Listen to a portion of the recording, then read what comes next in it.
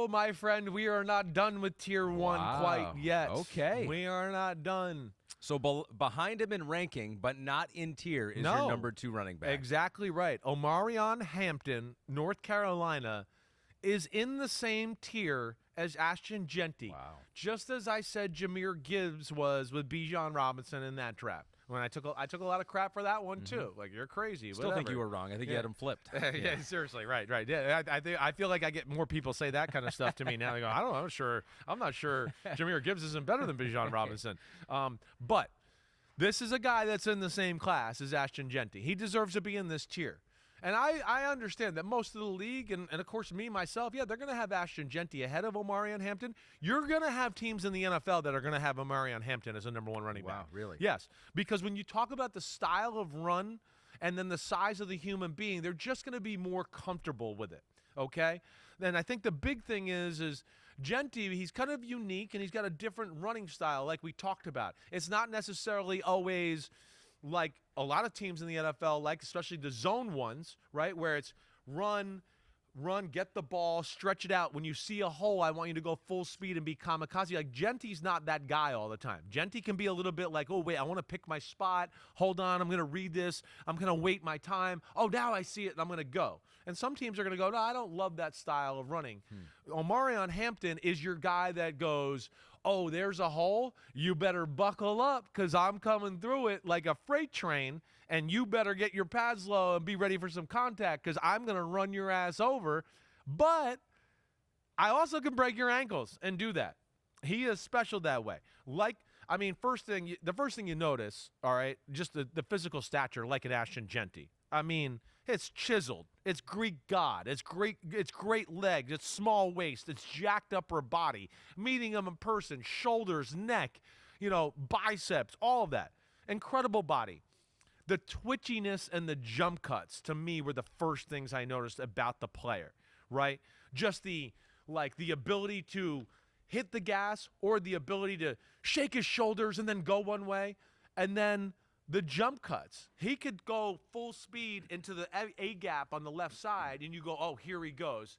And he could kind of put the brakes on, come to a split jump like with his feet parallel, and then go stop, and then make a cut over to the other A gap to his right while keeping the shoulders square to absorb any contact or do that, and then re-accelerate up into that hole and do stuff like that.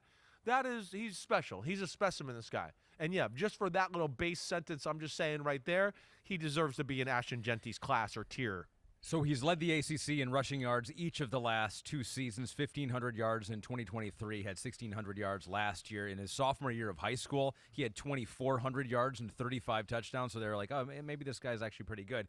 3.5 inches taller than Ashton Genty. Yes, exactly right. About 10 pounds heavier exactly than right. him, but still able to, and when you watch the film on him, it is apparent that it's like in a phone booth, he's able to separate. In short amounts of time, he's able to gain separation from any defensive lineman or linebacker that's around him. He can accelerate.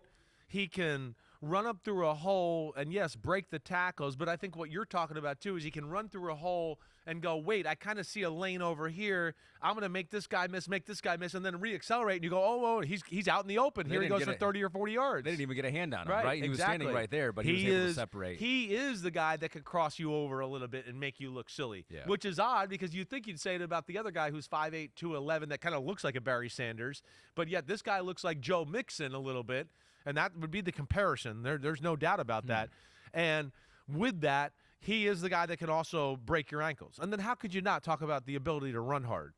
So that's the other thing. Again, people aren't going to worry. They're going to see broken tackles from Omarion Hampton, and they're going to go, well, I feel comfortable that will translate to the NFL with how big he is, how strong he is, how hard he runs the no-nonsense way.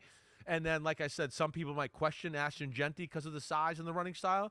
So I think there's going to be some. I think a lot of zone teams, right? Teams like the Houston Texans, the Shanahans, the McVays of the world, I think they would probably like Omarion Hampton more because of that. The fact that when he sees a hole, he's going to go 1,000,000 miles per hour through it. The fact that he's bigger, he's stronger, he's a little more physical that way. He can run you over. And there's so many runs where there's nothing there. He puts his head down and he pushes the pile, and you go, damn, he got 4 yards. There was nothing. Or he's coming upon 3 tacklers, and you go, well, he's about to get tackled right there. And he lowers the boom, and you go, damn, he drove the freaking pile another 3 or 4 yards. It was supposed to be a 6-yard gain. Now it's 3rd and 1, right? And he got a 9-yard gain.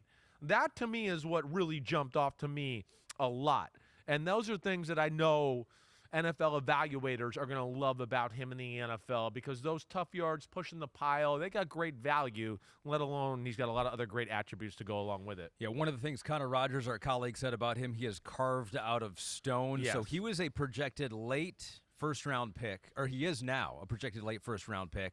Previously, before the Combine, he was in round 2. That's where they were mocking him. But he went out there and did a hendecagon. So we have not done the gons as much this year, but here's the hendecagon. I always like a guy with a big gon, because what they say about that is that he's not afraid to put it out there, yeah, and show what he can do. Man, there's so many things. There's a big gong, and he's not afraid to put it out there and show what he can do, huh? That's what are you talking about exactly? Are you talking about football or As what? I kept talking, the innuendos continued. Yep. It was like I was not. Hey, Omarion, you got a big gong, okay? He does. It's a hendecagon. And so this is what he did out there. 80th percentile in the 40-yard dash, which is great for a 6-foot running back. Yep. 96th percentile in broad jump, 80th in vertical jump, 70th percentile in height and weight. And so this is what you want your gon to look like. Yeah, here, exactly. If you're a running back. Yeah, we all want our gong to look like that. That's exactly right, for sure. So, but they're starting to believe what you're saying here is that he is a first-round talent. He is a first-round talent. I would be shocked if he doesn't go 15 to 25, somewhere in that range. So mid-first round. I really do. I think it could start there. And like I said, if you made me look at the way it looks like right now, I would go, I think Ashton Genty's being a hair overrated, and Omarion Hampton's being a hair underrated, right? I don't think one should be the 6th pick and the other one should be the 25th pick. I think it should be a little closer in the gap there. That's all I'm saying. I might be wrong about that, right? And the speed's impressive. Again, at 220, ran 4.46, runs 1.54 in the 10. I'm big on the 10 and looking at that, and like he looks like he's actually quicker and accelerates better than 1.54. He's got like great size or speed for his size, but he's not going to go 80 yards to the house. I think you saw that. It's not that type. Right. He's going to go 40 to the house. He might go 45 and 50 to the house, but that's about where it's going to cap off. He's not going to pull away from DBs that run 4.3, 70 yards down the field. That's not what he is, right? Doesn't go down easy, gets a lot of tough yards like I talked about, breaks a ton of arm tackles, has really good contact balance. It's not like Ashton Genty, but it's really good, right? Moves the pile, does everything at a high level, catches the ball well, really pass blocks well. Like you could see it there. Like it's there for him to have it. There's times where he misses and stuff like that, but there's other ones where you go, damn, he squared that guy up and he didn't move after that, right? Looks just like Joe Mixon, has great feel when to hit the hole and when to be patient. Like, here's the last thing I'll say. The vision is awesome. Like I wrote, like no joke, hasn't missed a hole yet. That is what I really love too. Power runner, bell cow back, who has big playability. Those are rare. So impressed with the tough running. Doesn't just look for big plays either. Falls forward, gets tough yards. First round, 15 to 25. Potentially 2 first-round running backs. You have 2 running backs in your tier number 1, and now we do close that tier. Yes, we do. Only 2 in that one. Thanks for watching Chris Simms Unbuttoned. Hey, just because the season's over, it doesn't mean we're over. We ain't going anywhere. The NFL never dies. We're staying right here. Hit subscribe. We got every NFL move. We'll react to that. Plus, Chris has got 4,719 draft prospect profiles to do. Thanks again for watching. Subscribe. You know where to find us. Peace out, homies.